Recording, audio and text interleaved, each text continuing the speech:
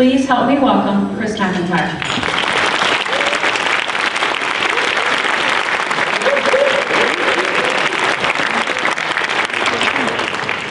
Awesome, thank you.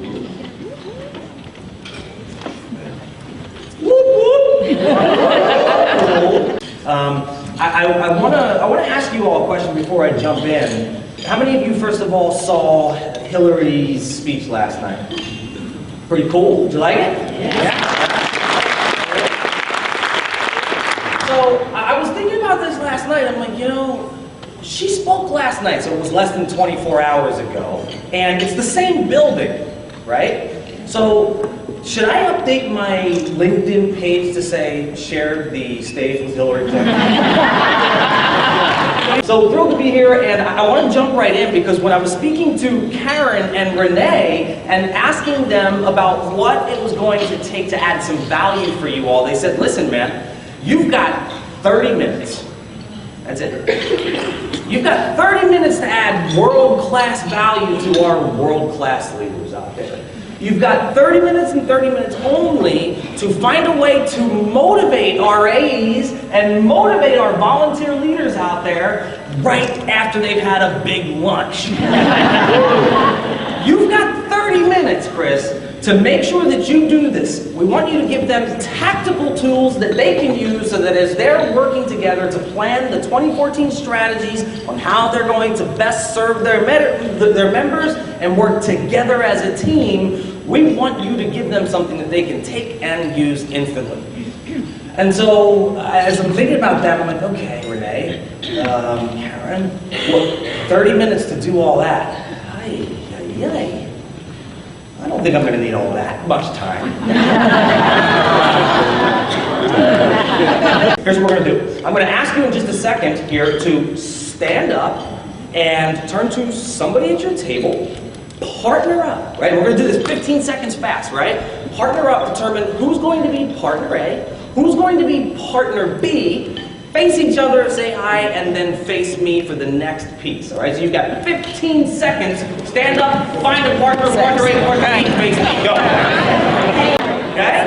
All right, partner A, partner B. I wanted to give you an experience that you could take and use instantly with the people back at your memberships. So partner A is where you at?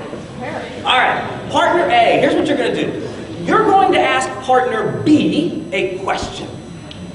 You're going to ask partner B the same question consistently for 60 seconds. Partner B, where you at? All right, partner B, you're going to answer partner A's question consistently for 60 seconds, coming up with new answers every single time. Partner A, you're going to ask partner B the question. Who are you? Consistently for 60 seconds. Without coming up, or we're coming up with new answers every single time. Allow me to demonstrate. Who are you? I am a business owner. Who are you? I am a professional speaker. Who are you? I am a certified executive coach. Who are you? I am a Christian. Who are you? I am done. Oh, I wasn't taking you.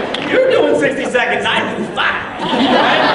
All right, let's talk about a few of these together.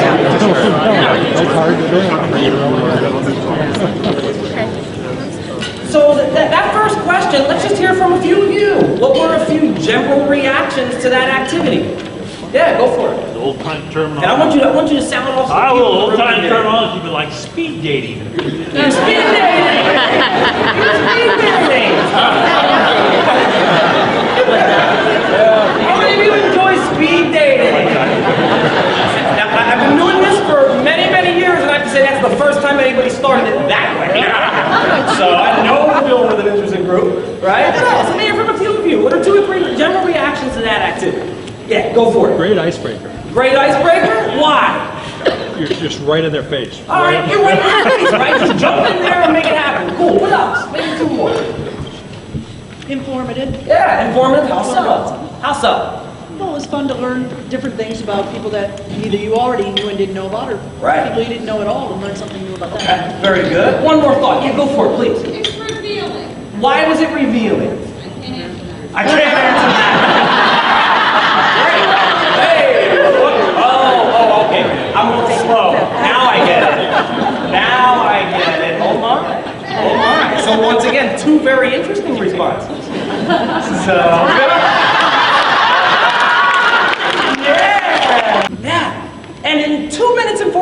seconds, we're learning more about people that we've spent 20, 30 years around.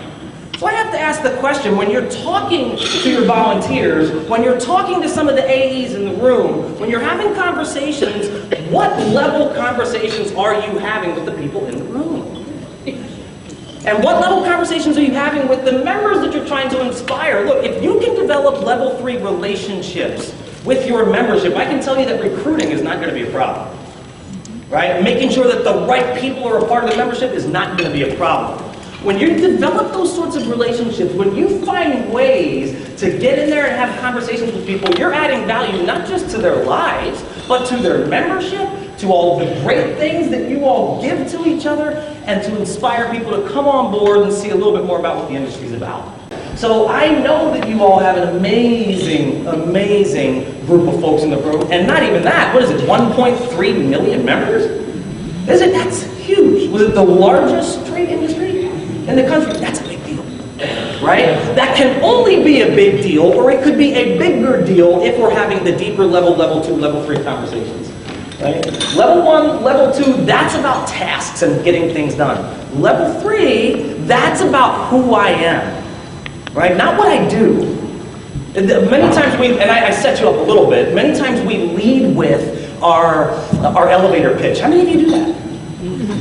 Come on, you get it, right? And what's one of the fundamental reasons that we're not having some of those deeper level conversations with the people that we spend a lot of time around? What's one major reason that we don't have as much time as well, I just said it. You don't have as much time as you'd like to, right, to have those conversations. But what's interesting about this is, if you're not having or developing some of those deeper level conversations, you're probably going to have to go back and fix things because we didn't have the right conversations on the front end. What are some things that you do to develop those level 2, level 3 relationships with those you serve? Let's hear from some of you. What do you do to develop deeper relationships? Yeah, go for it. Listen. All right, I listen. Perfect. What's that mean?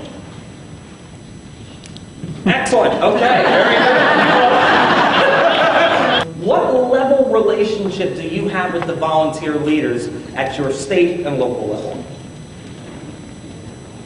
Right? For each individual person that you consistently communicate with, I would ask you that question. Run through that question and say, is it level 1, level 2, level 3, and what can I do to move the needle? For the volunteer leaders in the room, I would ask you the exact same question. What level relationship do you have with your AEs who are in the room? And what can you do to move the needle slightly here? Just a little bit, to add value, because the question that I would offer is, if you can deepen your relationship, then guess what you can do for the members you serve as a whole? Oh, good. So you gave yourself an A for care about the level, and a C- for where you think you currently are.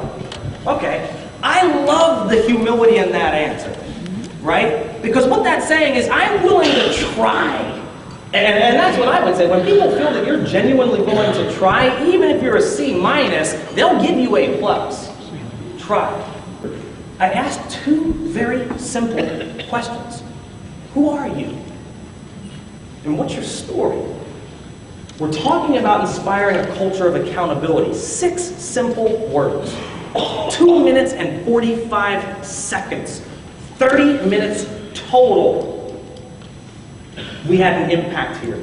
Now, if we can do that in 30 minutes, I have to ask you, as you're moving forward and you're starting to plan, the AEs, the volunteers, and everybody else that you're working with, you're planning your 2014 strategic plan. If we can do this in just 30 minutes, what can you all do over the course of next year? I want to thank you all for being with me.